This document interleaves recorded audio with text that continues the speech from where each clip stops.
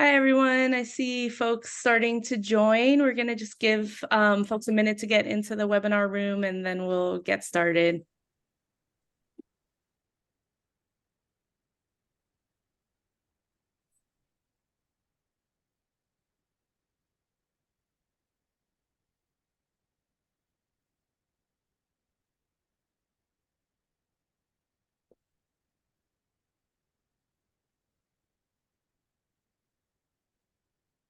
Hey, welcome everyone.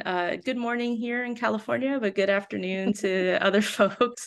My name is Marisol Lebron. I'm an associate professor of critical race and ethnic studies and feminist studies at UC Santa Cruz. I'm also the current president of the Puerto Rican Studies Association. And it is my pleasure to welcome you all to Writing Nationalisms. We are so just incredibly excited about this amazing panel of scholars that we've convened today. So I just want to make a brief announcement before turning it over to Michael Staudenmaier, who will be moderating, but I just wanted to remind folks that we will be having our biennial conference this summer in Santa Cruz, California at UC Santa Cruz from August 23rd to August 25th. It will be exploring the theme of solidarity. We're planning to release the CFP in coming weeks. So shortly after the holiday, we'll be circulating the CFP. But please do mark the dates, August 23rd to 25th. Here in Santa Cruz, California, and more details to come. So please, if you don't follow us on social media, be sure to follow us on social media to get the latest about the conference. Okay, and without further ado, I'm going to pass it to Michael Staudenmaier to introduce the panel. Thank you. Welcome, everybody, to our panel discussion on writing nationalisms that's sponsored by the Puerto Rican Studies Association.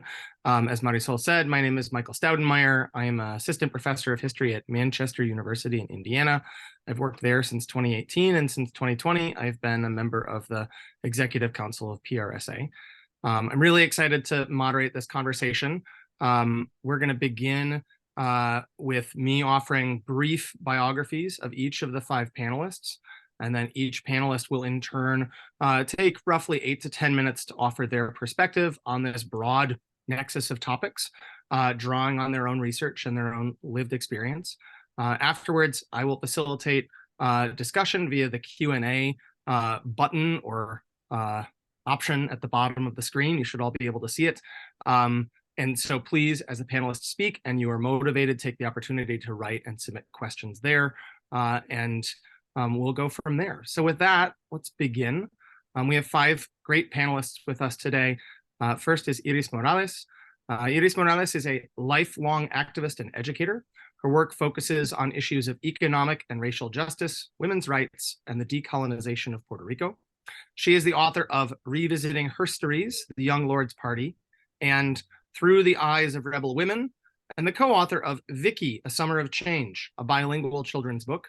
As an anthologist, her compilations include Latinas, Struggles and Protests in 21st Century USA, and Voices from Puerto Rico post-Hurricane Maria. Morales was a leading member of the Young Lord's Party and is the producer, writer of the award-winning documentary Pa'lante Siempre Pa'lante. She holds a JD from NYU Law School and an MFA in Integrated Media Arts. Karrieann Soto Vega. Dr. Karrieann Soto Vega is Assistant Professor of Cultural Rhetorics in the Writing, Rhetoric, and Digital Studies Department at the University of Kentucky. Her research and teaching spans Puerto Rican and Latinx studies, anti-colonial feminism, activism and social movements, performance, and sonic rhetoric. Her manuscript in progress is tentatively entitled Rhetorics of Defiance, Lolita Lebron's Anti-Colonial Action, Representation, and Reverberation, and it is under advanced contract with the Ohio State University Press Intersectional Rhetorics book series. Lisa Materson is next. Lisa G. Materson is an associate professor of history at the University of California, Davis, and a specialist in U.S. women's political history. She is the author of For the Freedom of Her Race, Black Women and Electoral Politics in Illinois, 1877 to 1932, University of North Carolina Press, 2009, and co-editor of the Oxford Handbook of American Women's and Gender History, 2018. Her work has been supported by Harvard University's Charles Warren Center for Studies in American History and Princeton University's Center for the Study of Religion. Her forthcoming book, Radical Solidarity, Ruth Reynolds, Political Allyship, and the Battle for Puerto Rico's Independence, will appear with the University of North Carolina Press in the fall of 2024. Next is Margaret Power. Margaret Power is a professor of history emerita at the Illinois Institute of Technology. Her publications include Right-Wing Women in Chile, Feminine Power and the Struggle Against Allende, which was published by the National Library of Chile as La Mujer de Derecha, El Poder Femenino y la Lucha contra Allende, 1964 to 1973. She co-authored Hope in Hard Times, Norvelt, and the Struggle for Community during the Great Depression. Her latest books are Solidarity Across the Americas, Anti-Imperialism and the Puerto Rican Nationalist Party, and Transnational Communism Across the Americas, which she co-edited. She serves as president of the board of directors of the Puerto Rican Cultural Center in Chicago, Illinois, and is co-chair of Historians for Peace and Democracy. And last, but certainly not least, Mónica Jiménez. Mónica A. Jiménez is a poet and historian. She is currently assistant professor in the African and African Diaspora Studies Department at the University of Texas at Austin. Dr. Jiménez has received fellowships in support of her work from the Institute for Citizens and Scholars, the Ford Foundation, and the Mellon Foundation, among others. In 2021, she was named an inaugural Letras Boricuas Fellow by the Mellon and Flamboyant Arts Foundations. Her first book, Making Never Neverland, Race and Law in the Creation of Puerto Rico, will be published in June 2024 by the University of North Carolina Press. Yeah, that's a wonderful list of people that are going to be speaking with us today. So let's begin with Iris.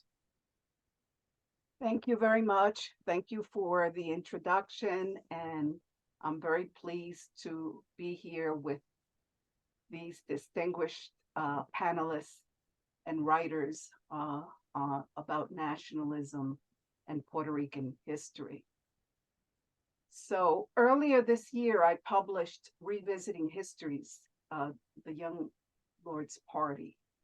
It explores the rise and decline of feminist ideals and campaigns in the organization from 1969 to 1972. I wrote most of the book during the COVID pandemic. In lockdown, I certainly had time to research organizational documents and personal papers to delve into women's stories. My concern was that most narratives about the Young Lords' history barely mention women's contributions. Revisiting Histories centers the activism of Puerto Rican women and the battle of ideas that shaped the Young Lords Party in New York. It is an insider-outsider perspective, combining primary sources and lived experiences. Today, I'm going to focus on the tension between the nationalist goals of the organization and the revolutionary aspirations of women members. In 1969, a former street gang in Chicago, the Young Lords, emerged as a socialist organization. In 1969, the Young Lords chapter opened in New York City. Most members were Puerto Ricans, born or raised in the United States. Other Latinx folks and African Americans also joined. Through grassroots organizing, dramatic protests, strategic collaborations, and the use of media, the Young Lords organization inspired a generation and increased awareness about Puerto Rico's colonial status. Excuse me, I need some water.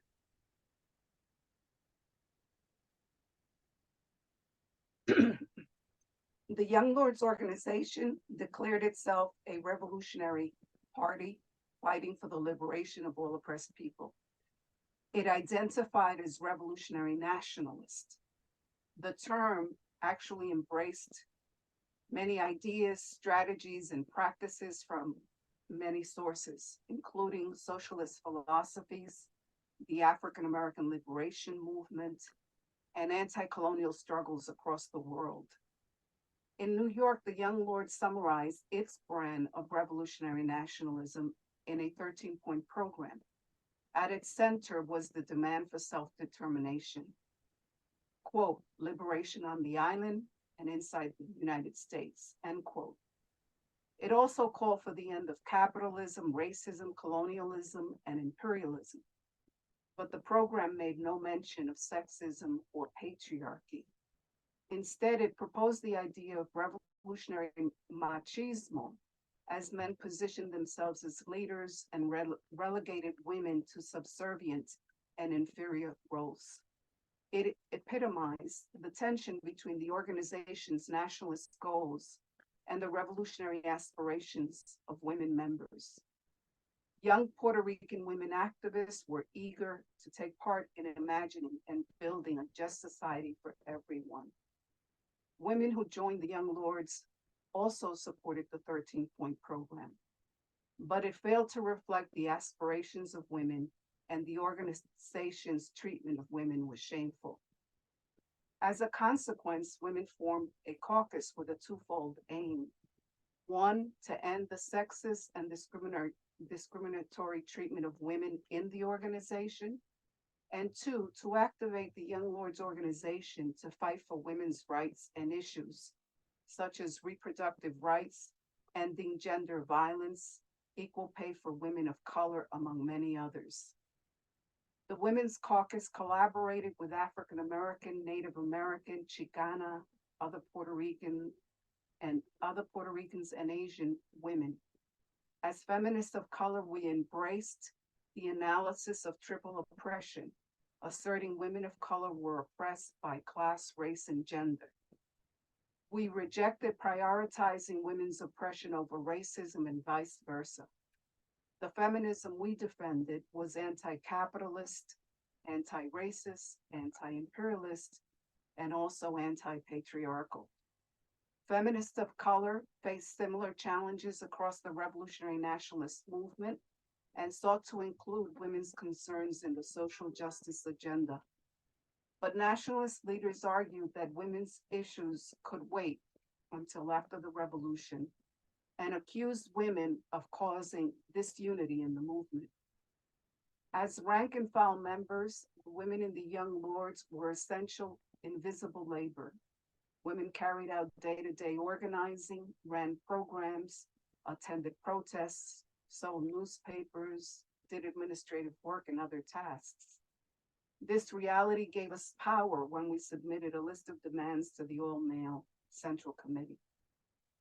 With the support of progressive-minded male Young Lords, the Women's Caucus succeeded in making changes to the organization.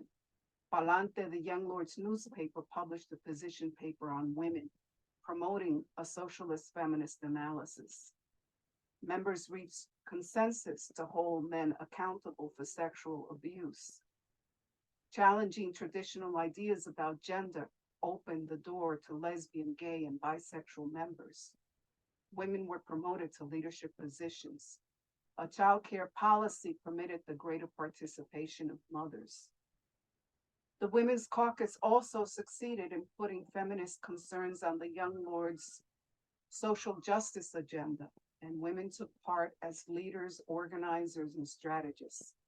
Here I briefly highlight campaigns in 1970 that brought local, national, and international attention to the injustices Puerto Ricans and women of color lived. Reproductive justice was a key concern, of course. Women in the Young Lords spearheaded a campaign against the mass sterilization practices in Puerto Rico that resulted in nearly 1/3 of women of childbearing age sterilized. In the United States, we joined with feminist movement to oppose involuntary sterilization policies targeting women of color and low-income women across the country. Our stance on abortion set us apart from other nationalist organizations.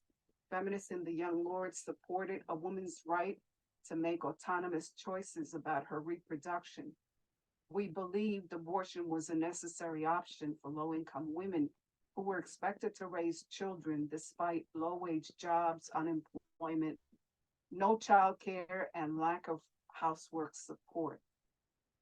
Lincoln Hospital in the South Bronx embodied everything wrong with the public healthcare system. The Young Lords occupied the hospital and drew international attention to the horrendous conditions.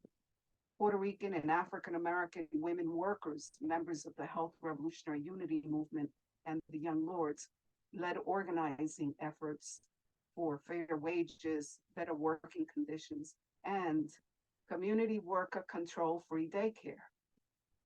After young Lord Julio Rondon was found hung in a city jail, women in the Young Lords Party took part in the armed occupation of the People's Church. The takeover demanded an investigation into the prison system. Women in the Young Lords also helped create a bail fund to support women prisoners. Continuing to build support for Puerto Rico's independence movement, women in the Young Lords and the Puerto Rican Student Union coordinated the first Puerto Rican Student Conference in the United States. It enlisted students to set up Free Puerto Rico Now committees. Women activists across the movement helped mobilize 10,000 people to the United Nations, demanding an end to Puerto Rico's colonial status and freedom for all political prisoners. In 1971, the Central Committee of the Young Lords Party reframed the political priorities. They declared the independence of Puerto Rico as the main goal, opened 2 branches in Puerto Rico, and closed local offices in the United States. In New York, feminist members formed a women's union to organize in the community. Its 12-point program called for full employment and equal pay. Among other issues, it denounced all forms of violence against women, including that sanctioned by the police, military, and prison officials. The program also called for, quote, the liberation of Puerto Ricans in the island and within the United States. Still, the Central Committee labeled the Women's Union a political mistake. They argued that gender and racial justice issues were secondary and would be addressed when Puerto Rico achieved its national independence. Hand in hand with declaring gender justice as subordinate, the positioning of race as secondary also demonstrated collapsing commitments. By 1972, they discarded the Women's Union in feminist organizing. The Young Lords Party experience highlights the complex relation between nationalist goals and revolutionary feminist aspirations. Feminists in the Young Lords believe that feminist and nationalist goals must be pursued simultaneously to create a just society that benefits all people. The shared critique with socialist feminists of color laid a theoretical and practical foundation that links past histories and future generations. Thank you. Thank you so much, Iris. Next up, we have Karrieann Soto Vega.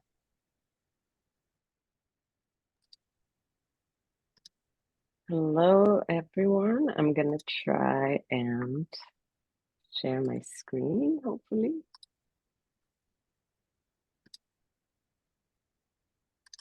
Sorry.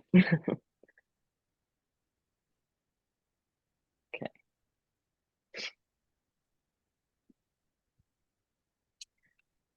All right. It's truly an honor to be in this panel. I want to start by saying that some of what I'll be talking about comes from my first PRSA conference presentation back in 2016, when I was in a panel with Margaret, who's with us, Mónica, who's with us, and Sara Ortani. So this feels like a full circle moment, yet not a closed circle, because I'm sure that our conversations will open up other avenues to reconsider the significance of reflecting on writing Puerto Rican nationalisms. Back then, I was presenting a seminar paper that evolved into a dissertation project, which is now turning into the book manuscript that you see here, and that Michael referred to.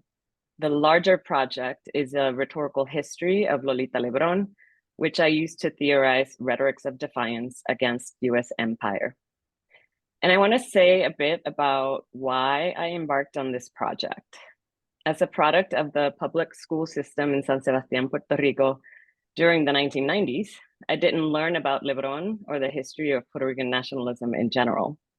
I do recall hearing my uncle talk about his experiences with surveillance or carpeteo due to his wearing a Young Lord's pin. So it's great that I went right after these Morales.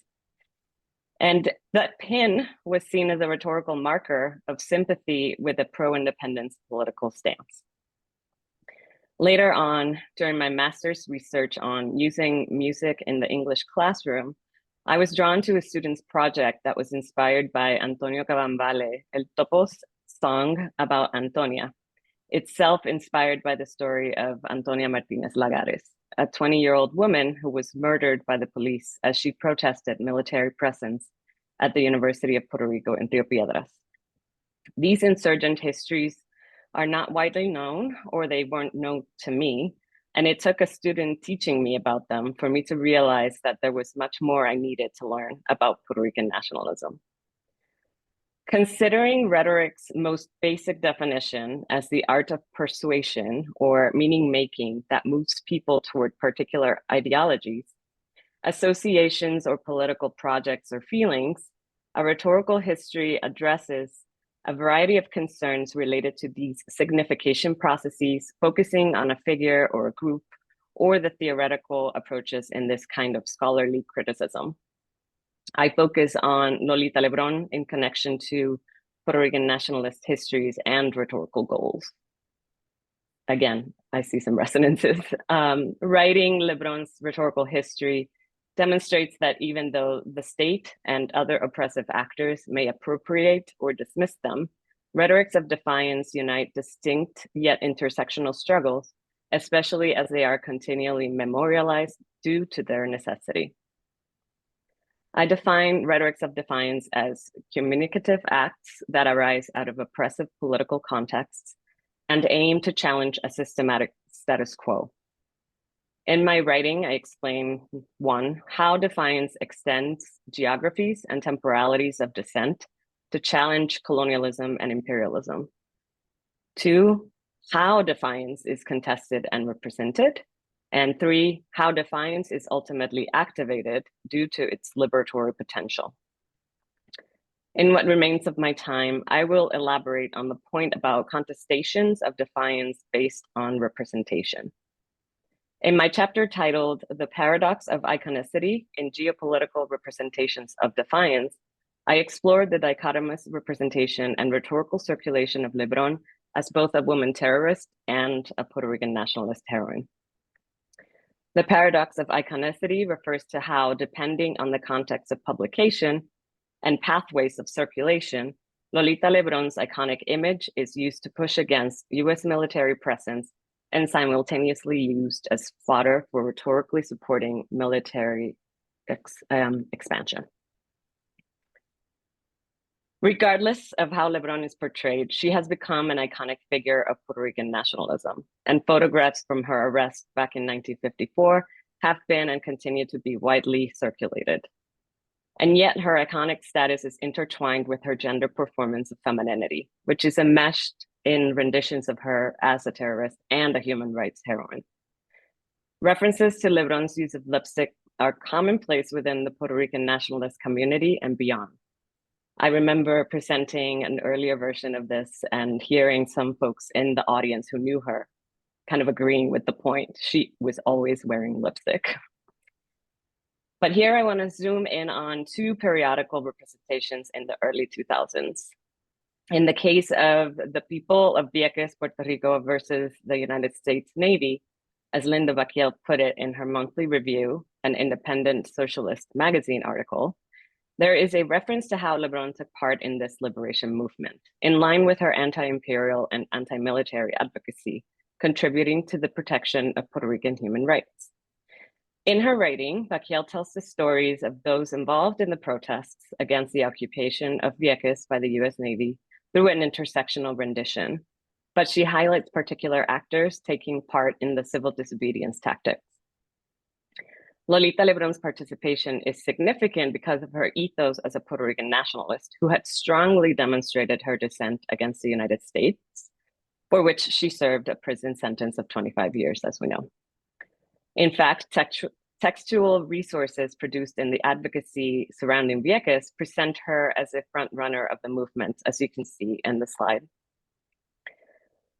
Besides her ethos as a Puerto Rican nationalist woman, deeply committed to anti-imperialism, Baquiel highlights the fact that in Vieques, Lebron used lipstick as a way to build solidarity among her fellow protesters, mainly with Senator Norma Burgos, which is a detail that is not explicitly connected to human rights appeals, but certainly in line with her femme revolutionary persona. But it is especially interesting because Norma Burgos was a pro-statehood politician.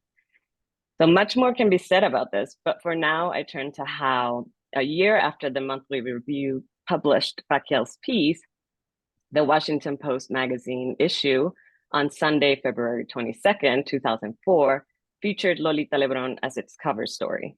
In this instance, the headline reads, "When Terror Wore Lipstick." Looking at this cover prompts a consideration of visual representations of Lebron as a terrorist playing into the creation of a terror spectacle.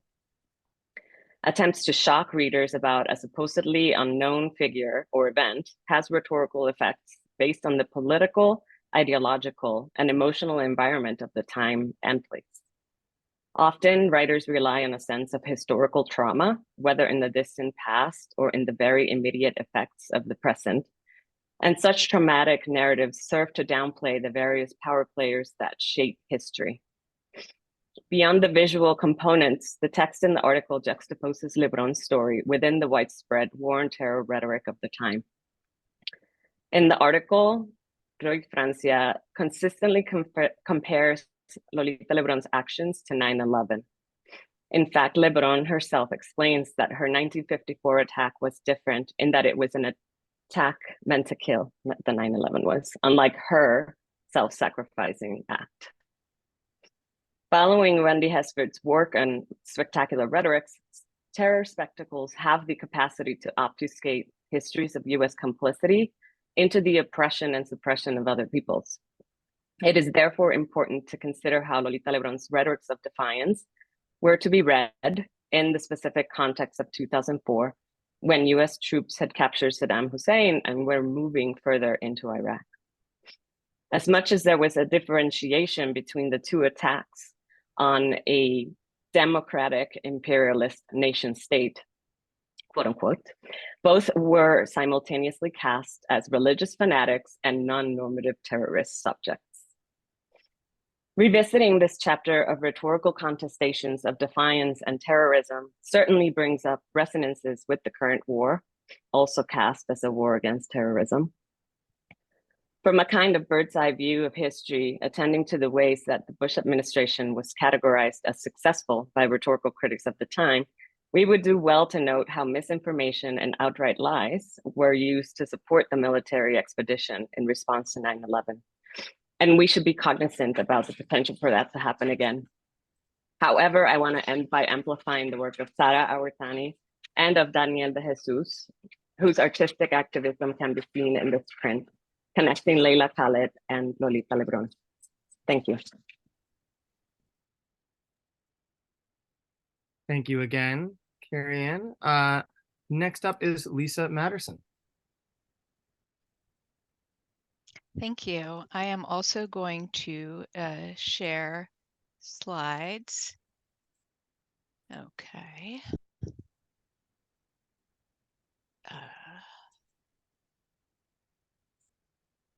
And are you able to see that? Yes. Okay. Okay, let me go ahead and get going. I'm delighted to be a part of this panel, and I'm grateful for the invitation to the PRSA for this opportunity to share with you my work. What I want to share with you today is some of what I've learned about Ruth Reynolds, who's pictured right here, and her relationship with the Nationalist Party of Puerto Rico. This is a relationship that's the focus of my forthcoming book. So let me begin by answering the question, who was Ruth Reynolds? She was a fascinating person. Born in 1916, Reynolds was a white North American pacifist from South Dakota who became a close confidant of Pedro Albizu Campos, the Harvard-educated lawyer and leader of the pro-independence Nationalist Party of Puerto Rico. Beginning in the 1940s and for nearly 5 decades thereafter, Reynolds worked tirelessly to convince fellow North Americans that their nation was neither a liberator when it invaded Puerto Rico in 1898, nor was it a beacon of democracy in the years since. She was so committed to the cause of Puerto Rico's independence, in fact, that she became a political prisoner, incarcerated in Puerto Rico for conspiring to overthrow the insular government there. So how did Ruth Reynolds end up a political prisoner in Puerto Rico? And what is the significance of this story of the radical pacifist who supported the Revolutionary Nationalist Party? In the most fundamental sense, I argue that Reynolds ended up in prison for practicing radical solidarity. I developed this concept of radical solidarity in writing my book in order to capture the significance of her approach to being an ally. That is, her approach to mobilizing for the goals of a community of which she was not a part. By studying her life trajectory, I learned that her sustained solidarity activism facilitated the longevity of the Puerto Rican independence movement in the face of profound state opposition. Let me share with you a little bit about this idea of radical solidarity. Her practice of radical solidarity consisted of three key elements. One, rather than dwell on the contradictions of radical pacifist and nationalist ideologies, Reynolds emphasized what they held in common. Two, she insisted that North Americans like herself could pick their protest tools against U.S. colonialism, but they should not tell Puerto Ricans what tools to use in their national struggle for sovereignty. And third, Reynolds advocated for an independent Puerto Rico based on her identity as a U.S. citizen and her fundamental beliefs about U.S. democracy. Here's a picture of her when she's younger. Let me tell you a bit more about her background, and which is a way of also telling you how she developed her practice of radical solidarity. She was raised a faithful Methodist and was drawn to the social gospel and its movement call for the following the teachings of Jesus towards social justice. She studied at Northwestern University in 1938, and that's when she started to become involved in nonviolent tactics and learning them. In 1941, she moved to New York to join what was called the Harlem Ashram. And there she studied Mahatma Gandhi's strategy of nonviolent resistance.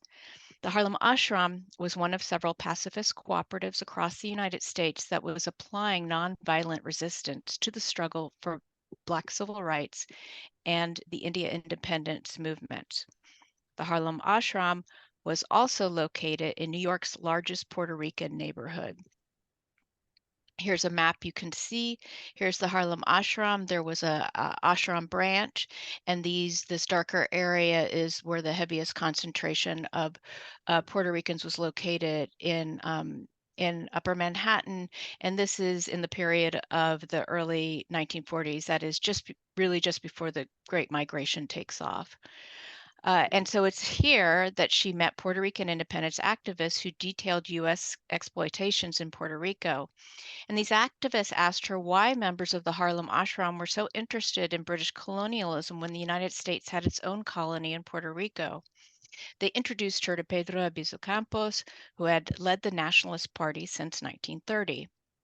The Nationalist Party's top male leadership had been incarcerated in the United States since the 1930s, and in 1943, Albizu Campos had been released by the from a U.S. federal penitentiary in Atlanta and was in New York receiving medical treatment.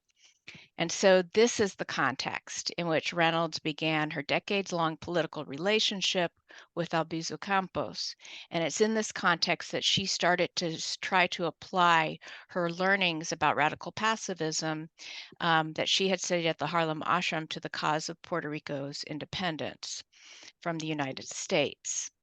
Okay, so the seemingly unlikely political partnership between Reynolds, the radical pacifist, and Albizu Campos, the revolutionary leader, it wasn't so unlikely, actually. And in fact, Reynolds' alliance with the Nationalist Party and its supporters made a lot of political and ideological sense because they had a lot in common. Both radical pacifists and the Nationalist Party opposed U.S. colonialism. Both practiced non-cooperation with the U.S. government In the case of radical pacifists who refused the draft, for example, they did so because they didn't want to contribute to the militaristic power of the U.S. state. Nationalists defied the draft because they didn't recognize the legitimacy of the U.S. government in Puerto Rico. As for nationalists and pacifists' different views on violence, Reynolds described the Harlem Ashram's approach as such, and this is a quote from her. We couldn't look at this as pure abstraction that we as pacifists support independence movements that are only pacifist in nature. We had to say, we as pacifists oppose all imperialism and especially that of our own government wherever it is.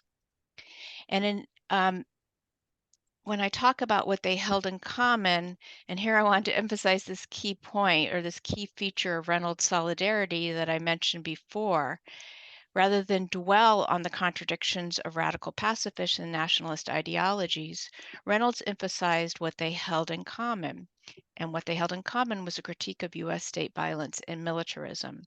She developed her radical solidarity by melding together her understanding of Puerto Rican nationalism with radical pacifism, Methodism, and her commitment to U.S. democratic ideals.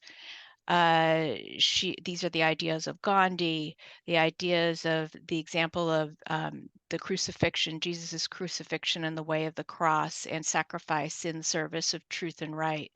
And she believed very strongly in the principles of liberty set forth in the U.S. Constitution, insisting that Puerto Rico's independence from the United States was essential for any kind of justice, not just in Puerto Rico, but for the integrity of the United States itself. To raise support, Reynolds testified before Congress and the United Nations. She led pro-independence organizations. She wrote 2 books, one of which was published toward the end of her life, or shortly before her death in 1989. And there were a small number of North Americans with whom she worked in 2 solidarity organizations that maintained close ties with the Nationalist Party. These were the American League for Puerto Rico's Independence and Americans for Puerto Rico's Independence. As I mentioned at the start of my comments, she paid a high price for her radical solidarity. She was in Puerto Rico in 1950 when the Nationalist Party uprising took place. She denied any role in the Nationalist Party uprising, but nevertheless, a jury convicted Reynolds of violating the gag law, the notorious gag law, Law 53, that essentially made public support for independence illegal. She was convicted for taking a Nationalist Party oath to sacrifice one's life to achieve independence, an oath that she denied ever pledging. Reynolds was released from prison on bail in 1952 and eventually won her case before the Supreme Court of Puerto Rico in 1954. Her solidarity activism after leaving prison focused on mobilizing for the release of political prisoners and lobbying for the United Nations, for the United Nations to apply its international authority toward the decolonization of Puerto Rico. And for Reynolds, at this stage of her efforts after her release from prison, solidarity meant activism not only protesting U.S. empire, but also doing the work of supporting colonized subjects resisting U.S. empire. And this was particularly the case after the 1954 attack on Congress. Even though she opposed the attack as a pacifist and she considered the attack counterproductive, she nevertheless defended the individuals who were involved in the attack. Few joined her at the time and for many years after. And indeed, it wasn't until the 1970s that she had a lot more company in this work among North Americans in the solidarity activism. That's another story. And so I think what I'll do is I'll end my comments here. But I am happy to say more about this later period of her solidarity activism through the 1970s and 1980s in the Q&A, and I look forward to the discussion. Thank you so much. Next up, we have Margaret Power. Hi there. This has been great so far. Thank you, everybody, and thank you to the PRSA for organizing this. In my presentation today, which I'm going to read, which I know is not the greatest, but there it is. I'm going to be talking about two aspects of the Nationalist Party. And the first is, what did nationalism mean to the Nationalist Party? And then a bit about the role of women in the Nationalist Party. The Nationalist Party wanted to end US colonial rule and create a nation, the Sovereign Republic of Puerto Rico. Today, we often equate nationalism with reactionary politics. But for the Nationalist Party and other anti-colonial and anti-imperialist movements and nations across the global South, and in the case of Ireland, part of the global North, nationalism meant liberation from the exploitation and oppression of colonial and neo-colonial rule. The goals of the Nationalist Party were twofold. Well, the two I'm focusing on at least. To build nationalist consciousness and identity among Puerto Ricans, and to continue, expand, or generate reciprocal bonds of solidarity with nationalist and anti-imperialist forces across the Americas, specifically or most particularly with Spain's former colonies. The nationalists sought independence not to drop the bridges or to isolate themselves from the world, but in order to better engage with it as Puerto Ricans, not as colonial subjects of the United States. Nationalists consider themselves part of the anti-imperialist and anti-colonial movements that swept Latin America and the global South, which is why they were both inspired by and had very strong ties with the anti-colonial movements of India and Ireland.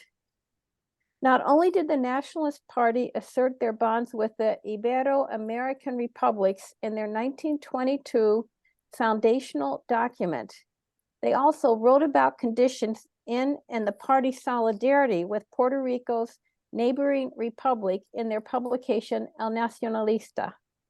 They also assigned members the task of building solidarity ties with nationalist and anti-imperialist movement throughout the hemisphere. For example, as I know is well known, from 1927 to 1930, Pedro Albizu Campos, then party vice president, traveled to Puerto Rico, the Dominican Republic, Haiti, Cuba, Mexico, Peru, and Venezuela to affirm Puerto Rico's shared history, language, and culture with the rest of Latin America, as well as its oppression by the United States. He also informed his audience what US colonial rule meant for Puerto Rico and how US domination of Puerto Rico threatened all of Latin American sovereignty. Wherever he went, he asked people to work in solidarity with Puerto Rican independence and the Nationalist Party. The party named Laura Meneses, who was married to Albizu Campos, as plenipotentiary, which, well, like, okay, so what's that? Whatever, in any case, a delegate on a special mission for Latin America in 1937. She worked in Peru, where she was born. She also developed close ties with, she also worked in Cuba along with Juan Huarbe, who was a Nationalist Party Minister of Foreign Affairs. They formed very close ties with Cuban revolutionary forces. However, once Batista took power, she had to leave. Huarbe had also been expelled, as had other nationalists under US pressure. She took up, then she went to Mexico, took up residence in Mexico, where she, all in the name of building solidarity as her mission from the Nationalist Party. She worked closely with the July 26th movement in Mexico, which was where political refugees could go in the 1950s. As well as other political refugees from Guatemala, Peru, and other nations throughout Latin America. After 1959, she lived in Cuba for the rest of her life, and she and Juan Huarbe helped to set up the Cuban Diplomatic Corps at the United Nations. In other words, nationalism for the nationalists meant becoming a nation in order to restore or establish dignity, pride, and a higher, more equitable standard of living for all Puerto Ricans, and at the same time, reintegrate with their sister republics throughout the Americas and take a place among other independent nations of the world. Women were important members of the Nationalist Party, and they operated on many different levels. It is impossible to deny that Pedro Albizu Campos played a dominant role in the party.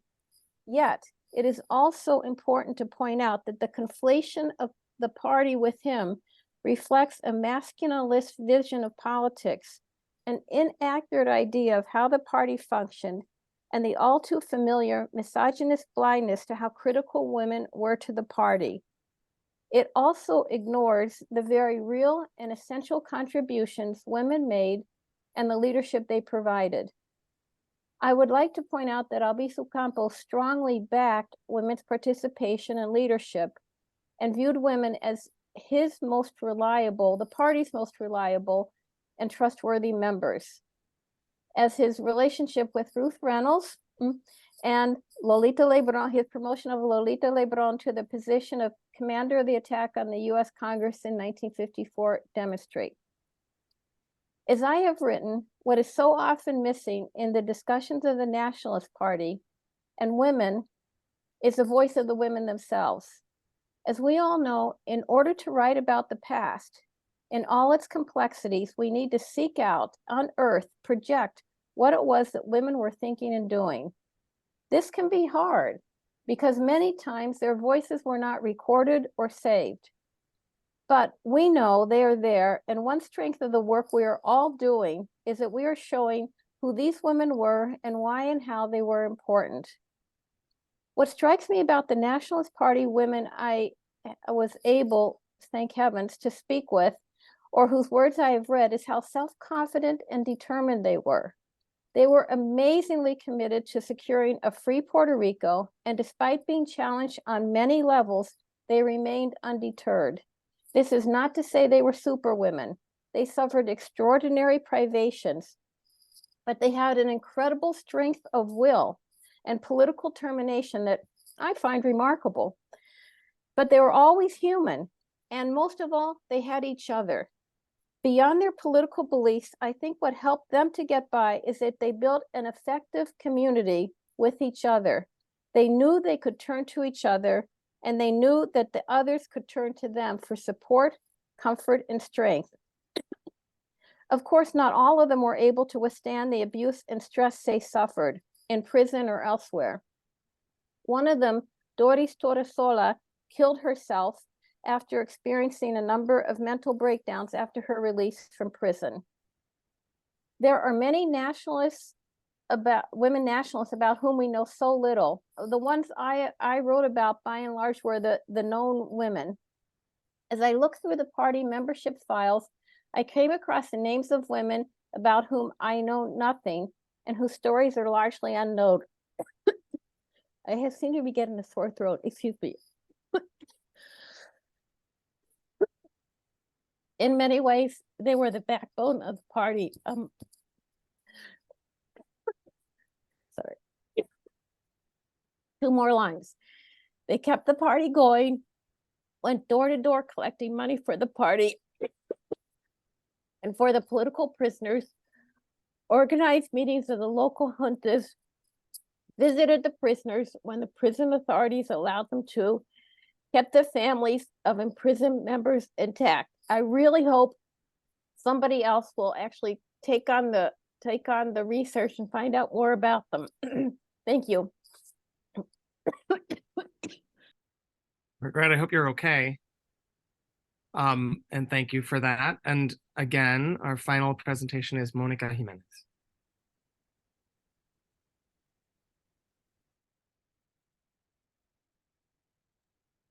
Unmute myself. Hello, everyone. Good afternoon. Thank you to everyone for being here, and thank you to my fellow panelists for these amazing and thought-provoking presentations. I think it's apt that I should go last because I think I come to my work on nationalism from a very different place. I come to it reluctantly, I always say, in part because it's often the case that I never really set out to write about nationalism, but I feel like nationalism finds me. So I have written about Albizu Campos and the Nationalist Party, and I'm currently sort of working on a project that's part sort of personal history and part nationalist history. And so I will be publishing a short article in Radical History Review in January, and I want to read a little bit from it for this presentation. And it's fitting because Margaret left us on this question of how do we uncover the histories of nationalist women who we know were there, but we often can't find in the record. And so the title of my piece that I'm publishing is called Searching for Montse, and I will read from it, and then I'm happy to talk about it in the Q&A. I am sitting on, sorry, I'm starting my timer. I'm sitting on the floor of my mother's workroom, the place where she sews, binds books, and creates with her hands. I am sewing a small pillow by hand to keep myself occupied while I accompany her. It is just the two of us in this house. My father is at work. My brothers are off being boys in the streets, which is what they are expected to be. I am a girl and so expected to be here on this floor with my mother. As a kid, I feel resentful of this expectation, that I should stay at home while my brothers are allowed to run the streets. What I don't fully grasp is that my mother is giving me a gift greater than a few hours of unsupervised freedom. She is giving me our family stories and opening up an entire world for me to explore. There on that floor, my small hands busy with whatever trinket I am making, I am becoming a historian. Growing up in suburban Houston, where I felt mostly like an outsider, Puerto Rico was my real home. Like many other children of the diaspora, the archipelago was where I felt most free, most able to embrace all parts of myself, and most loved. I wanted to know everything I could about the place we'd left, and so I devoured my mother's stories. Later, as I learned more about the history of Puerto Rico, its colonial past and present, and its political upheavals, I began to imagine my family members, elders, and ancestors in the milieu of that history. Where would my maternal grandfather have been in 1917 when overnight he became a US citizen? What, if anything, might that have meant to a boy living in rural poverty? Likewise, in the early 1950s, when political change and revolution were in the air, as Puerto Rico became the Estado Libre Asociado, or Commonwealth of Puerto Rico, how did things feel in Puerto Viejo, the barrio of Ponce where my paternal grandparents lived? Was there hope that the Ella would breathe new life into the old port of Ponce, where my grandfather worked? What did those big political changes dictated from above mean for poor and working class Puerto Ricans like my family members? During those hours, sitting on that floor with my mother, she introduced me to Monserrate del Valle del Toro, my great aunt, or Titi Monse as we called her. In the early 1960s, my mother joined that great Puerto Rican migration to New York City. She and her sisters stepped off the plane wearing their best dresses and sandals and walked into New York's unforgiving cold and hustle. The girls lived with Monserrate and her family in Williamsburg, Brooklyn. With her husband, Tomás López de Victoria, Monserrate had two daughters, Yvette and Yvonne. My mother's older cousins. Monserrate had two daughters. Sorry, I just read that. I lost my place. Monserrate lied about my mother's age so she could work at a local factory. Titi Monse would walk my mom to her job every day to ensure that she made it there safely, because though my mother passed for working age, she was only 12 years old at the time. To help her stay warm in the cold New York winters, Titi Monse taught her how to smoke cigarettes. Monserrate and her family had been part of a wave of Puerto Ricans who moved to Williamsburg during a period of white flight. After initially working in factories for a time, she and Tomás were able to purchase an old apartment building, which they rented out to other Puerto Rican families. Eventually, they purchased several other small, dilapidated buildings in the area. And despite their growing real estate venture, Monse and her family lived in a decidedly working class existence, with the building's maintenance and costs often outstripping the earnings they made. Over time, owing to inadequate maintenance, my mother tells me all of Monserrate's buildings burned, a common occurrence at the time. I begin with this vignette because this is how I first met Monserrate, or at least the Monse of my mother's memories, the aunt who took my mother and her sisters in when their father couldn't care for them. In my mother's memories, Monse was a force with her own small real estate empire. For many years, she was a single mother, raising her 2 young daughters alone while her husband was imprisoned in Puerto Rico. She herself had been imprisoned for nearly 2 years for her proximity to the 1950 nationalist uprising in Puerto Rico. Yet she never spoke about prison. What my mother and aunts learned of her life during those years was gleaned from bits and pieces overheard in adult conversations and their father's recollections about his sister and brother-in-law. Then there is the Montse I found in the official histories of nationalism in the early 1950s. Monserrate was a Puerto Rican nationalist. She was arrested in Arecibo, Puerto Rico on October 30th, 1950, for participating in an attempt to overthrow the US government in Puerto Rico. She was the wife of prominent nationalist leader Tomás López de Victoria, who led the Cadets of the Republic, the youth arm of the Puerto Rican Nationalist Party, and was a devoted acolyte of the nationalist leader Pedro Albizu Campos. Her name appears on a plaque located in Mayagüez, Puerto Rico, that honors nationalist women for, quote, their perseverance, valor, sacrifice, and steadfastness in the battle for Puerto Rico's independence. Hers is the last and shortest entry in Olga Jiménez de Wagenheim's 2017 book, Nationalist Heroines, Puerto Rican Women History Forgot, 1930 to 1950, which highlights the important role played by women in Puerto Rico's struggle for independence. In Wagenheim de Jiménez's book, in Jiménez de Wagenheim's books, she is listed incorrectly as Monserrate Valle de Lopez. Perhaps because I never met Titi Montse, I have been searching for her all of my life. First in my family stories and later in books and in archives. I have found only whispers of her, echoes and traces of her life, a name, a list of subversives, a name on a list of subversives, a mention of her in an account of her husband's life, a name and a legal appeal. Many Puerto Ricans of her generation, to my knowledge, she did not keep a journal. In fact, I am unsure if she was literate at all. Many Puerto Ricans of her generation were not. There is no archive or collection that I can easily visit to search her out. The government's wide-ranging projects of surveillance of the Nationalist Party made it dangerous for members to maintain records of their activities.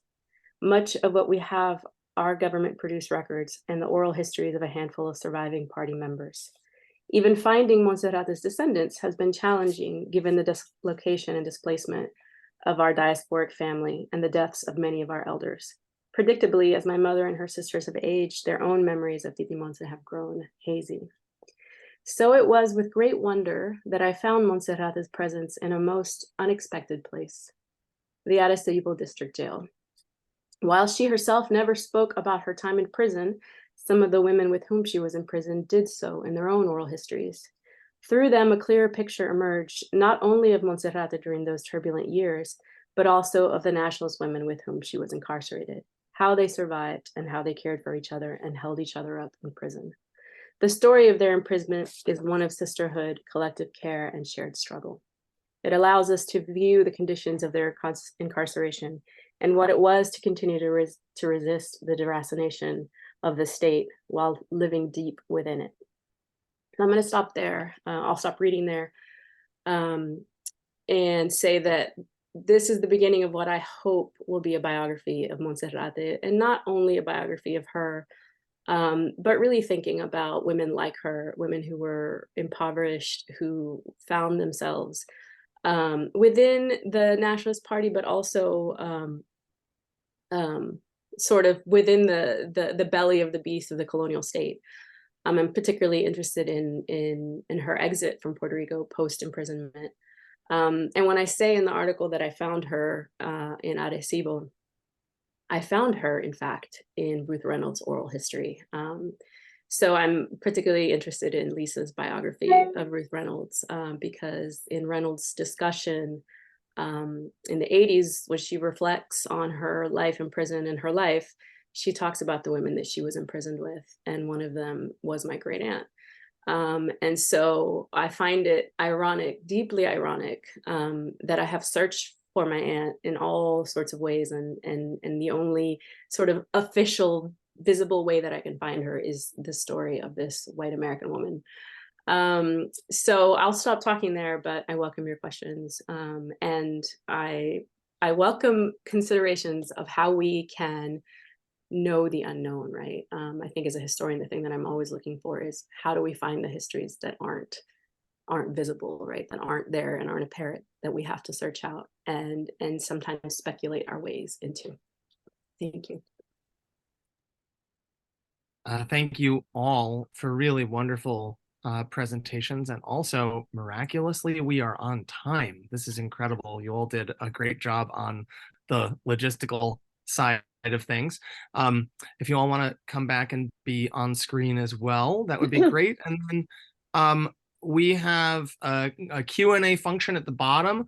Right now there's exactly one question in there. I've got several questions I want to ask, but I'd love to get more questions from the audience as well. So feel free to type in questions that are piquing your interest. And so I will begin with something that is not in the title of the panel, but was present in every single one of these presentations, which is each of you spoke powerfully about gender and women's history.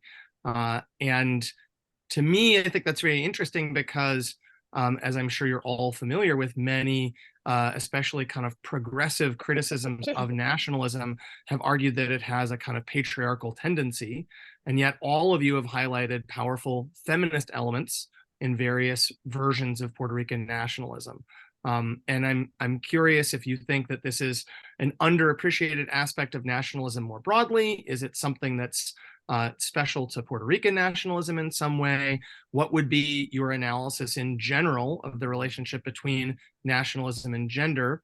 And then as an add-on or an additional part of that, a question in the Q&A function from Anthony Rivera asks that Pedro Albizu Campos was just noted for his inclusion of women in the nationalist cause. And in a nutshell, why do you as panelists think that this kind of inclusion didn't necessarily live on in other subsequent organizations like the Young Lords, even when they clearly idolized him? So that's a lot of material, but I'm hoping that each of you has some sort of insight into this nexus of gender and nationalism. Should we just go in the order we spoke? Or I'm fine with that. I don't think it matters at this point. You can go in that order, in any order you choose. No one's going to start, you know. I'll start, I'll start, Margaret. So okay. I'm not gonna go with, the question is a big question. And I'm going to answer it by focusing a little bit on just what I encountered in the archive. And I'm curious to hear about what other people have encountered. One of the things that's really struck me about the Nationalist Party of Puerto Rico in the material that I looked at is that the women that I've encountered, including Ruth Reynolds, they were treated as people who were intellectuals, and their ideas were taken seriously. And certainly when I'm talking about the case of certainly the relationship between Albizu Campos and Ruth Reynolds, you know, that was a significant intellectual relationship. And I do think that that is part of what was so significant about the Nationalist Party of Puerto Rico, certainly in the time period that I was looking at.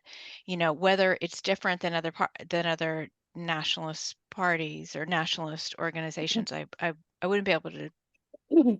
You know, I wouldn't want to go into exceptionalism, but I do want to say one of the things that's really struck me is how seriously the Nationalist Party took a whole range of people who were often not considered kind of serious actors, if you will, by elite groups. And so that's very striking to me.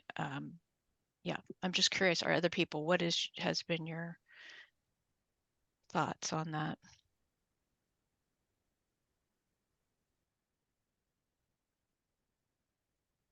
Well, when I talk about gender and nationalism in the Young Lords organization, or the relationship between nationalism and gender, I'm thinking of and noting that we we had two aspects to that consideration. One was that we wanted women to be represented in the organization, for women's contributions to be recognized, for women to have leadership positions, you know, to end the misogyny within the organization. So that was one aspect of what we were struggling for as women. But the other aspect was ensuring that the issues that affected women were also part of the nationalist struggle. And we were seeking to expand. We considered ourselves nationalists. It wasn't that we weren't. But we saw no contradiction in being in fighting for the liberation of Puerto Rico and fighting for the liberation of women. And so that's where the history becomes a little complicated, because we were able to move in that direction, because that question of inclusiveness of gender and racial justice really goes to the heart of, well, what kind of a society are we fighting for? And so those are the two parts. So often people talk about, initially with the young lords there, because we went from being totally erased to people kind of mentioning the participation of women, but the mention was always in a sense of representation, but not about this deeper struggle of the contributions that we were making. The other complicating factor for us was that we were really part of two movements. It was the movement in the United States, where we were part of a socialist feminist movement that included other feminists of color. And we were part of a revolutionary nationalist movement in the United States that included African Americans. And so that racism was certainly a primary goal. With the switch to move to Puerto Rico, the organization's dynamics changed, and the importance that had been given to the organization within the organization to support the struggles of women, whether it was gender violence, as an organization. The Young Lords supported our position on abortion, which was very different from most nationalist organizations or even revolutionary nationalist organizations at the time. So I think that it's two aspects. One is to really document and dig out these stories of the courage and the participation, and why women were passionate about being involved in independence movements and seeking freedom and justice. The other aspect is, so what kind of a society do we want to make, and why is the inclusion of racial anti-Blackness and gender justice so important as part of those movements? And maybe that's a question for us today.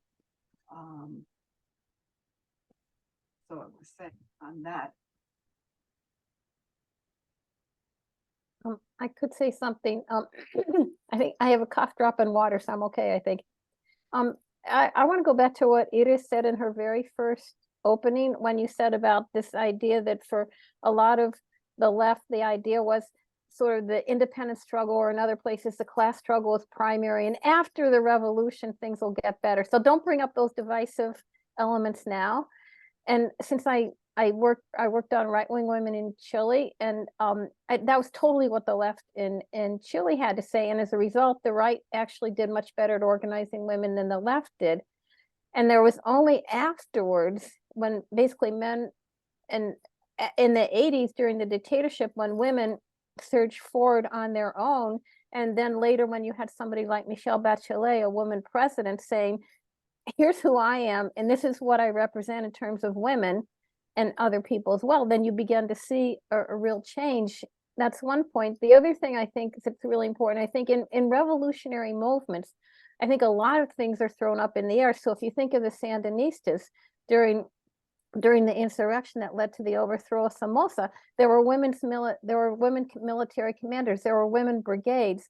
Then after the revolution, I think you tend to have a reassertion of male leadership often, and a squelching of women's independent struggle or women's fight for revolution. It's sort of the exact opposite of after the revolution. I don't think so. And I think the other thing I want to say with the Nationalist Party, I mean, I mentioned what Pedro Albizu Campos said, but that is certainly not what all men in the Nationalist Party thought. Many men in the Nationalist Party did not think that women, you know, I hate to say it about Rafael Cancel Miranda, but as I've written, neither he nor the other men who attacked the U.S. Congress thought Lolita should be the leader. They didn't like that; did not sit well with them whatsoever. So it's not. I did not mean to paint this rosy picture of like, wow, gender liberation all over the place. But I think the main thing is, so much of history has been written from a male perspective, and people have just not talked to women and asked women, so what do you think? So of course, it's the whole view of history is so skewed. If I could jump in, I think that's a big component of my investigation into Lolita Lebron has been about gender and gender performance, just because she's so femme, right? And the fact also, I've been writing about it in terms of she was the only, right? I'm thinking a lot with Loria Garcia Peña's like being the one in the department, right? The one Latina, the one whatever, right? Mujer, the only woman. And so for that sort of pressure to kind of reassert your femininity, like, and own it, right? So there's a lot to say there in terms of like that kind of empowerment in a way. And I think with you, Margaret, also in terms of how you've written, because of your own interviews with her, about how she herself was also still facing some pressures from her male comrades, right? And so, but in other areas, like within prison and the kind of coalitions that she participated in and the kinds of writing that she did while she was in prison, a lot has been brought up in terms of her positions on abortion, for example. And so anytime that I am talking to someone in Puerto Rico, just randomly, and they know that I'm writing about her, there's always an assertion about, oh, but she denounced violence in 2005. Oh, but she had a anti-abortion stance. And so there's this kind of monolithic, right, that the femme revolutionary needs to be all radical, all femme, or all for the liberation, or all for a religious sort of nationalism, right? A Catholic sort of nationalism. And so in my conception, we need to kind of hold these tensions together. And that's why I focused on how her image is taken up simultaneously into different projects, right? Whether she wanted that or not, that's what was happening rhetorically. So that's where I'm trying to go with exploring the tensions and the complications of having these positions and how we can kind of hold those tensions and move forward, right? And so I am very appreciative of everyone's comments so far, because they've already been helping me to think through that. So yeah, thank you.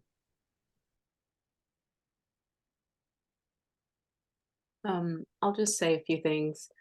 I think I love what you just said, Karrieann, about the tensions, right? Because I think something I always remind my students of, and I like to remind myself of, right, is that people were as complicated then as we are now, right? So that, you know, what you sort of like cling to might change, right? The thing that you sort of, and I think about this in terms of my great aunt, who, when she left prison, she left the Nationalist Party and she wanted nothing to do with it. She didn't want to hear about it. She didn't want to talk about it. And you know, in Olga's book, you know, the other women who were imprisoned with her are interviewed, and they're like, "Oh, Monserrate disappeared. She disappeared." And she did disappear from nationalism, right? Obviously, she didn't disappear from her family. She didn't disappear from the world. But that was a world that scarred her deeply, and so her views changed, and she didn't talk politics. At least not openly. pretty much for the rest of her life, right? She focused on the day-to-day.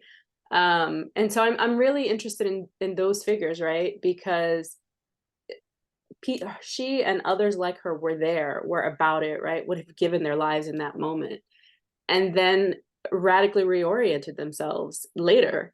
And that's a story too, right? That's in part the story that we can't know, but I think that's a story of most of us, right? That's like the most human story. And so I'm curious about those people and those women in particular, and how we kind of get to the complicated nature of their stories.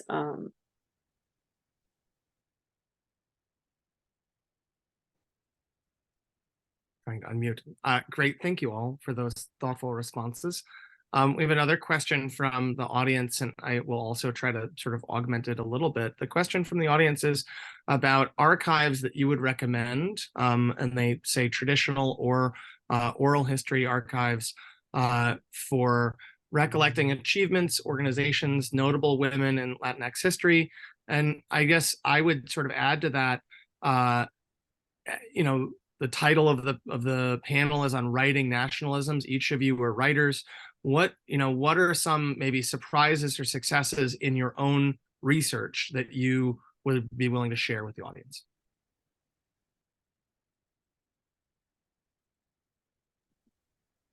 I just want to say real quick, the Freedom Archives was an online archive that I found where there is a lot that can be in terms of, again, kind of leftist politics. And so there are interviews there with Lebron particularly, right? That's my subject.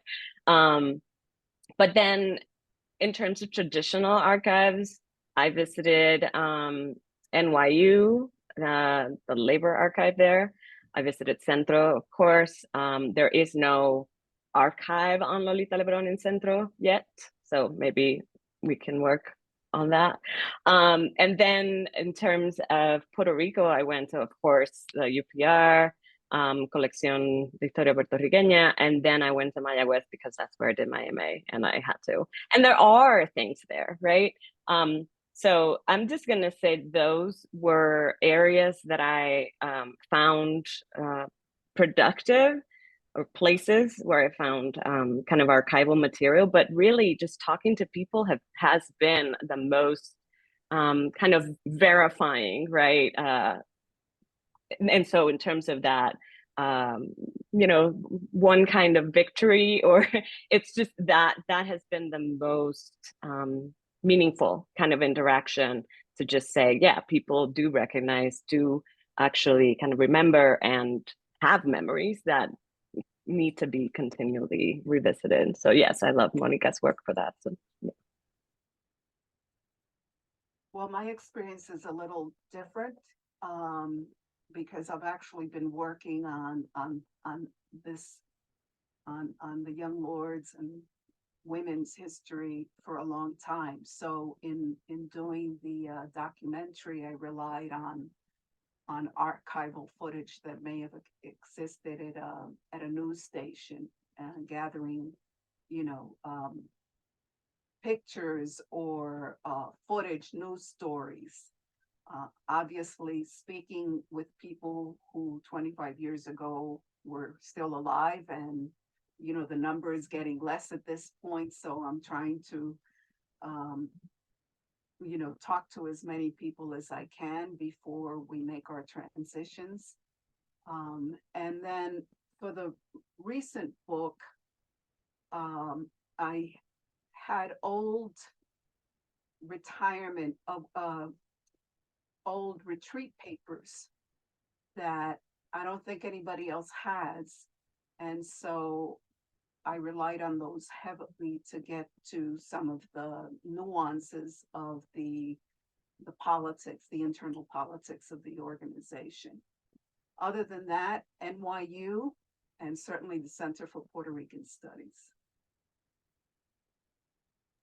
I love it. Edith, you are the archive. What are you talking about? It's hard to be the archive, in this book. I took a different approach than I had in the others, because in the documentary in Palante, I wasn't even supposed to be in the documentary. I had decided that I would just be the documentarian. But the day that we were going to shoot a particular person, they didn't show up. And it was actually the cameraman that said to me, you know, we had the studio, we had the production crew, and it was actually the cameraman that said, well, weren't you with the Young Lords? I said, yes, but I'm documenting. I'm not supposed to be in it. And he said, well, you've got a studio here. You're paying for the studio. You've got the crew here. Why don't we interview you? And then if you use it, you use it. If you don't, you don't. And I'm so grateful to him that that happened, because, you know, I needed to be there. And, you know, so it's hard to be in it and be an insider outsider. And I struggled with that when I did Rebel Women. But for this book, revisiting histories, I decided to, you know, to be more in it than, you know, than I had been in other books, because people kept giving me the critique that my voice wasn't there, or, you know, when I would write articles or things, they would say, and I would say, well, no, I'm trying to write this, you know, in a way that I don't have to be in it, because it's a collective story. So it was difficult for me to break away from the we and the I. So in the book, I acknowledge that in the preface, that when I use we, I'm talking about what we collectively believe. And when I say I, it's my interpretation or my opinion. Though obviously the whole book is my interpretation, because it selects what I'm going to include, and to include these documents that no one else has, that I'm trying to see how I let them go. Excuse me, how I let them go, probably to El Centro, so that they can be there, because now they're like 50 years old and they're kind of crumbly, you know. So I've got to do something with them soon. But that is a challenge, to be part of the history and feel that you have permission to be a documentarian of that history. And so it's interesting for me to hear all of you saying that you need to talk to people to make the history. Anyway, I guess that's what I want to say about the archives. I'm gonna just say that I love that, Edie. Thank you, one, for being that documentarian, and for creating that archive, right? Because when others come behind us and they're looking for the archive, it will be there because of the work that you're doing. And part of the struggle that you know, that we have, and that I have certainly in thinking about that history, is that the archive isn't there, right? And that we're inventing it and creating it and finding it where we can. I mean, I had that moment of revelation when I stumbled upon my aunt's name in Ruth Reynolds' oral history. Like, I didn't know that that's where I would find her, but I was like, let me check and see. And again, like I've had to sort of, it's like crumbs, right? So there's like little hints, and from that I've tried to fill out a story. But I am not satisfied with it, because it's not my aunt's story necessarily, right? It's Ruth Reynolds' story. It's Doris Torres' story, right? It's like all of the women who had a bit more of a voice than she did, for whatever reason, whether she didn't write or she didn't want to write, she didn't want to talk, whatever. And so that's been my personal difficulty with this work, is how to sort of get to the materiality of it, right? And that poses its own sort of struggles in the work and the research, but then in the presentation, right? So people who push back against this are kind of like, well, you don't really know, right? And you're kind of making it up, or not making it up, but like, where's the proof, right? I had a reviewer be like, well, where's the proof of this? I'm like, I don't have proof of it, right? That's the whole point, right? That there's no archive that I can go to really find. I am being a responsible speculator, right, in this, and saying like, this is what I imagine was happening given what was happening around her, but I can't tell you this definitively was what it was, right? And there's something beautiful about that, but there's also something very frustrating about that. So You know, there's a false criticism to me, it seems, when people ask for proof in history. We're all interpreting history. We're interpreting history by even the subject matter that we choose to, the topic that we select. And, certain histories are at a disadvantage because they're not considered important, so they're not documented. Whether it's women's history or Puerto Rican history or Black history or whatever. When I entered City College, there was no Black history studies or Puerto Rican history studies. So does that mean that there was no Black or Puerto Rican history? So, I push back on these traditions. I know you all are historians here, but I push back on traditional notions of history because of my life experience, one, but because when you look at it, there is no such thing as objectivity or proof, or all of these things can be invented. During the 60s movements, there were inventions, articles that were put out about so and so did such and such, or the Young Lords did this, or the Black Panthers did that were not true, but somebody looking back on it might say, well, there's the proof that happened, and it didn't happen. So at the end of the day, we find the factual things that we can find, and the rest of it, I know that in my book, I thought a lot of, sometimes I couldn't find exactly what I wanted, in writing. So I put myself in that place and said, I have that advantage, put myself in that place and said, what would so-and-so have said? What would she have said?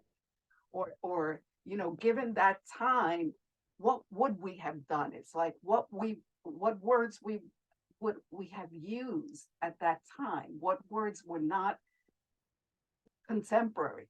It's like, what would you wear at that time? Well, we all wore lipstick, to your point.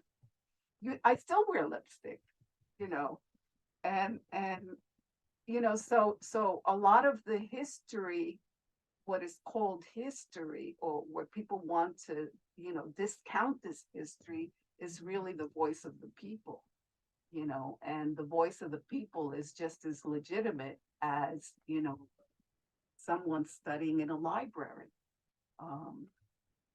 So just push back, Monica, when they ask you for proof. I do my own thing anyway, but thank you for that, Edith.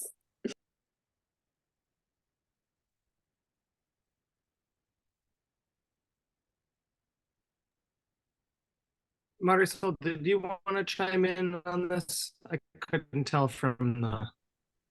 No, I think everybody really covered the topic. I'm fine. Thanks. Perfect. That's great. Iris, there are a bunch of questions at this point, which is great. Iris, there are a couple that are specific for you. The first is, what was the significance of the berets worn by the Young Lords? And the second one is a person who's curious about the ways that women within the Young Lords movement collaborated with other women of color, and whether they mainly supported each other on women's rights issues or also supported their nationalist or representation agenda. The beret was a representation of our unity with revolutionary movements around the world and in the United States. Everyone had a beret. Ours was purple. Iwakun, I think, had brown. Brown berets had brown. The Black Panthers had, so Che wore a beret. So it was just that simple. Just as a cute story, I was invited to present to fourth graders, and I figured to talk to fourth graders, I should take some visual things So I took some pictures for them. And they all wanted to know about the beret, but their question was, why did you all wear those silly hats? So that was the fourth graders version of that. The question about our participation as women, we collaborated with women on issues of social justice, as well as issues of, women's issues. So a lot of our work around the independence of Puerto Rico was with women. So we didn't make a distinction. As I said earlier, we didn't see a problem between being nationalists and being feminists. Although I will say that we didn't use the word feminist at that time because we associated with the white woman's the middle class movement that wasn't addressing issues of poverty or racism or colonialism. But our work, we didn't separate our work that way. Like, okay, we're going to work on the women's issues with women, and we're going to work on on other issues with the men and the young lords. We worked on the issues organically as they needed to be addressed, which was the way that the young lords organized. If we needed to address issues of police brutality, we dealt with that. And actually a lot of the initial actions of the young lords were around issues or programs that affected women, like the breakfast program, the free clothing drives, or a lot of the medical, the health programs. So we just responded to what people needed, and people needed pretty much everything. It's different from how the organizing is taking place today, where people are siloed, which I think is to the detriment of building political movements, which we sorely need at this moment in history.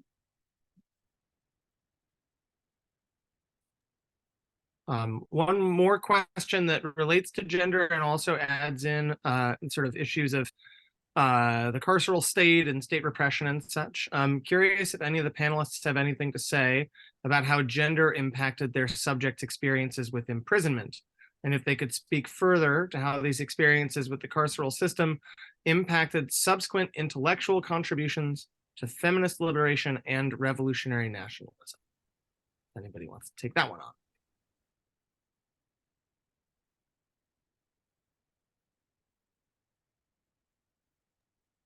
I'll start, I guess. I think the fact that both in Puerto Rico and in Alderson, West Virginia, the fact that women were housed together made all the difference for them. It didn't, well, all the difference within a very limited confined, all the difference. But yeah, I think that they, as I said, that they actually turned to each other. And I don't know, sometimes I think, what would they have done without each other? I think it was the strength of women's solidarity amongst each other. And I think so many of us have commented on what the women in prison meant to each other.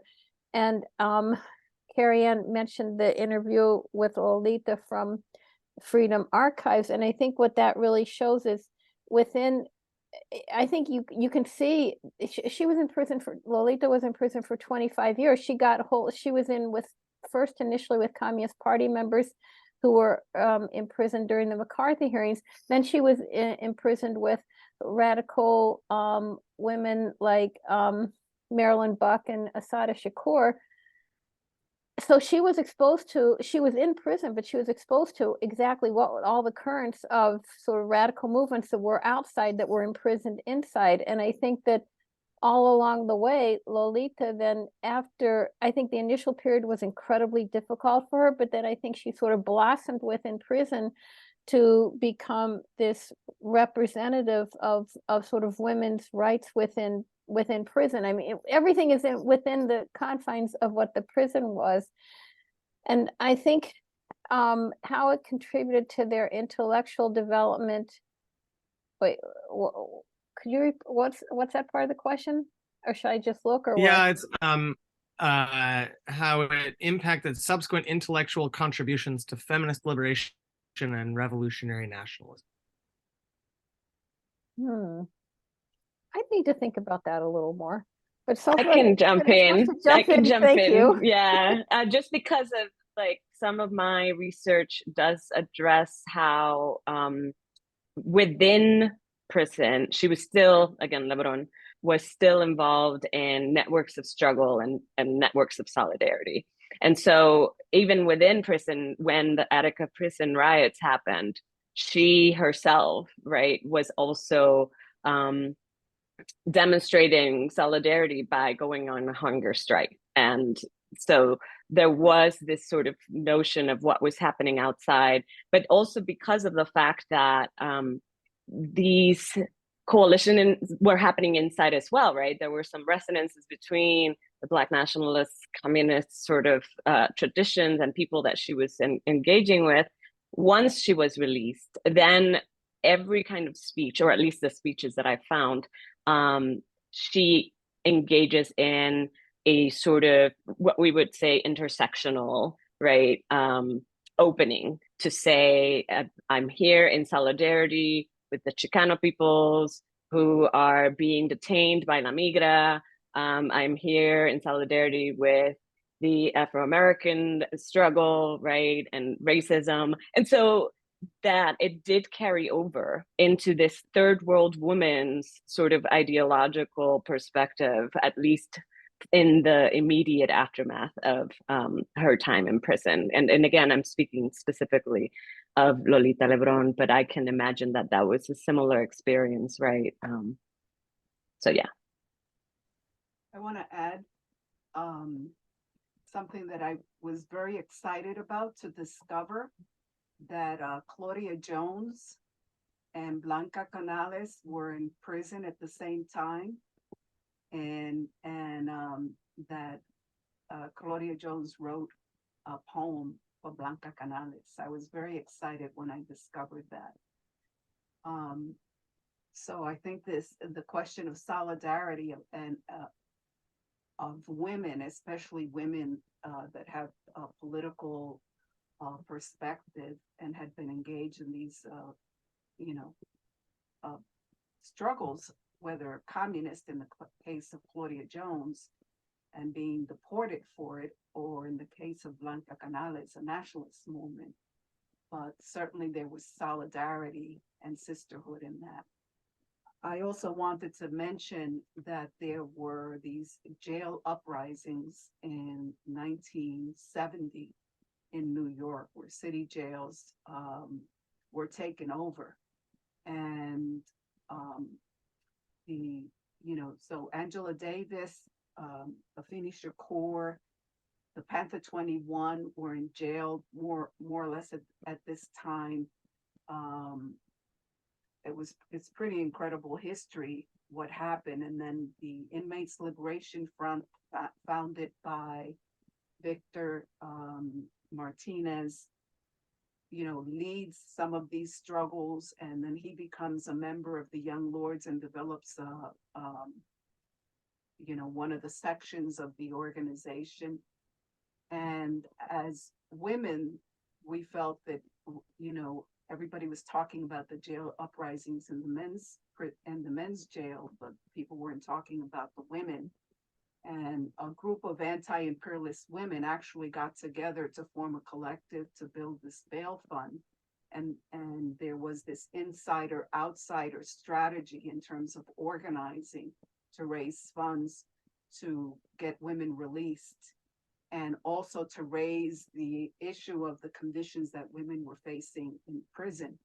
And it brought like another perspective to how to organize women in prison.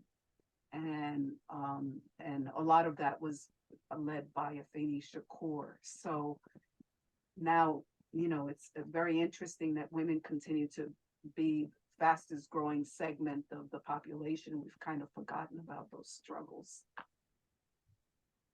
I'd like to jump in as well. Thank you all for your comments. It's fascinating, and there's a lot of overlap from the history that I've been looking at. And the question is about the gender in prison, how it affected an experience of solidarity. And what I encountered, or what I've been arguing and with this book that's about to come out, is that so Reynolds was in Arecibo District Jail, and she was in La Princesa, and she was there with Monica's aunt and about 6 or 7 other people, women, nationalists, who were incarcerated at the same time. And it was a very, very traumatic time for everyone. It was there was limited food. It was a very difficult prison conditions.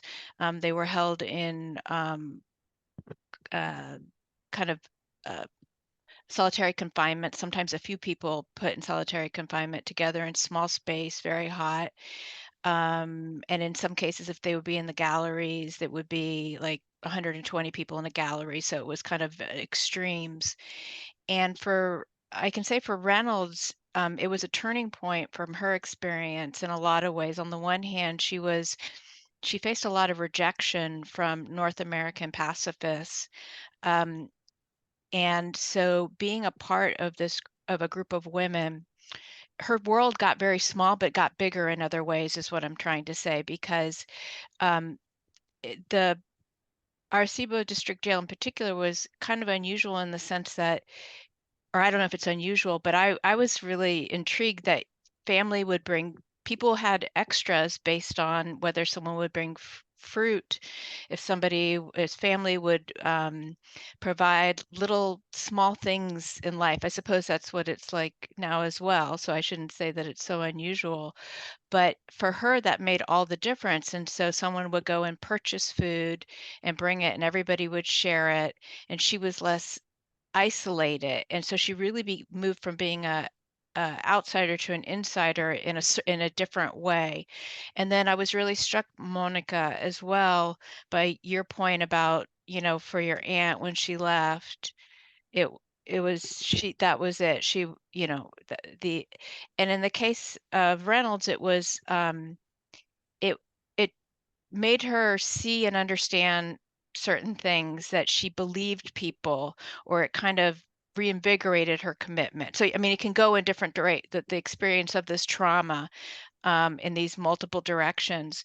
But when she would hear things people would say about their experiences in prison, whether it was in the 60s or the 70s, she could imagine that those things happened because she had experienced different forms of trauma, including torture. So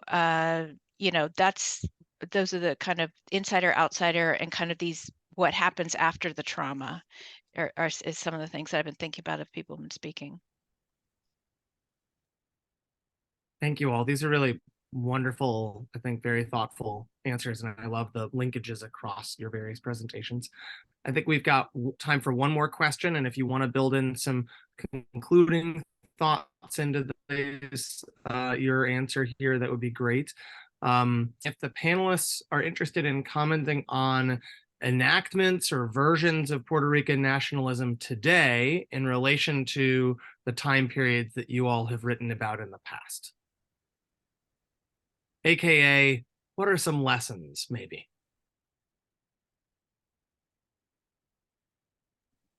Solidarity. I can just, go for it. Go for it, Monica. Sorry, no, Karrieann, go ahead. But to me, that's always the lesson, right? That's the lesson. The big lesson is always, you're not alone, and you have to do this in community, period, always. Community can shift, it can grow, it can be small, it can be big, but it's never going to happen unless you're with it with other people. That's so beautiful, Monica. I think also I was about to type in an answer to say that at least in my research and how I'm thinking about next steps, it's sort of, again, I'm titling it as a reverberation because these things are continuing, right? The conditions look different, but they are still there in terms of, again, how colonialism has shaped and affected people's lives in archipelago, but also right in the diaspora. And so again, I'm thinking of with Lolita Lebron and her reverberation is sort of this strength, right, that we need in terms of that memory of other people have done it before, we can also do it too, in terms of just fighting back, right? And I'm just gonna leave it at that. But yes, that is something that can continue to reverberate that aspect.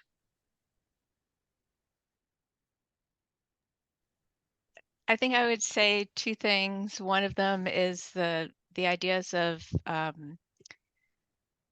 working across difference and like thinking about the boundaries of difference and the possibilities of engagement, and holding that difference even while being active. Like to me, that is a big picture or a big takeaway from studying the experiences of Ruth Reynolds. And then I think the other thing is the singularity of purpose and conviction over an extended period without the promise of, you know, kind of a resolution of what one's seeking in even in her own lifetime. But that singularity and conviction and clarity of purpose has tremendous power. So those are the two things that I really have learned by studying her life story.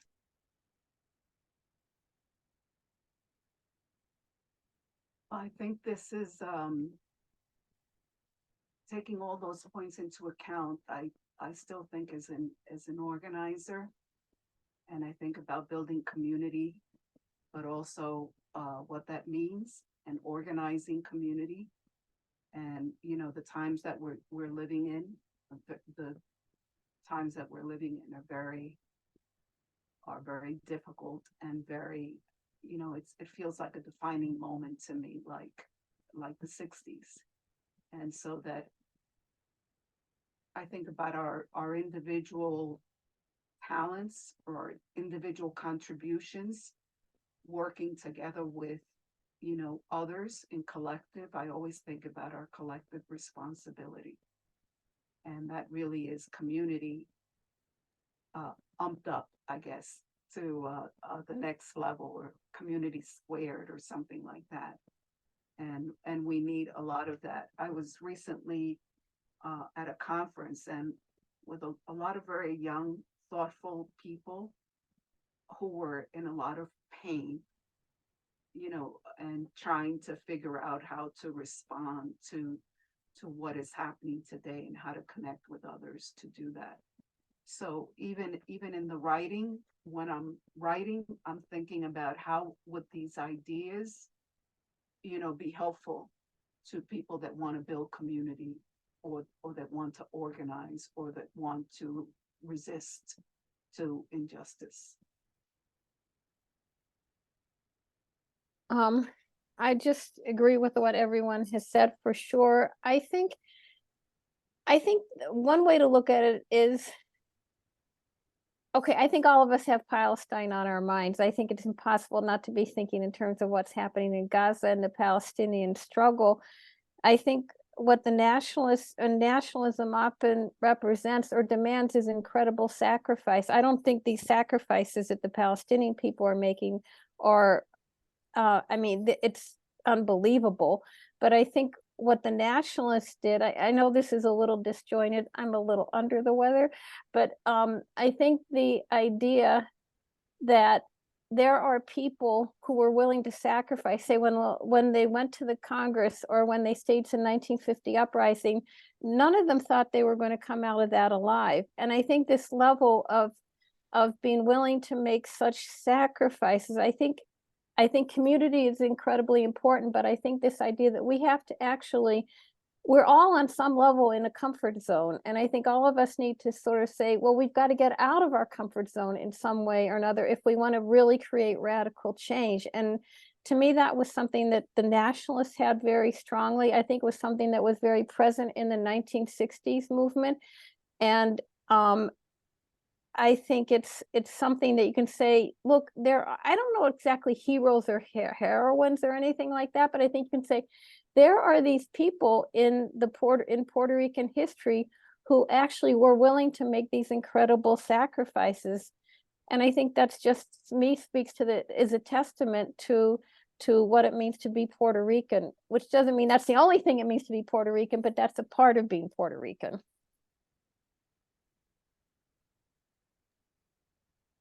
That's it. Thank you. Thank you all so much. That again, really thought-provoking, powerful responses. I think that we are ready to wind down our event. Marisol, do you want to take back the controls here? Yeah, I just want to thank everyone so much. This was just such a powerful, I think, like really beautiful, moving discussion. And, you know, I think I love where we ended up, thinking about what are the stakes today for these discussions, right? That this is history that we need to know in order to enact the future we want, right? And I think that was really beautifully came through in both the presentations and the comments. So I'm really feel so grateful to you all, and you know what treasures you are for our intellectual community and our community more broadly. So thank you. I want to thank everyone in the audience for being here on a Saturday. I know it's not easy, so I really appreciate it. And we'll have this recording up on our website very, very soon. And again, please check out our website, ricanstudies.com. You can follow us on all social media, and we'll have more information about our upcoming conference up soon as well. Thank you. And thank you, Michael, for moderating. I really appreciate your work. Thank you. All right. Bye, everyone. Thank you, everyone. Everybody.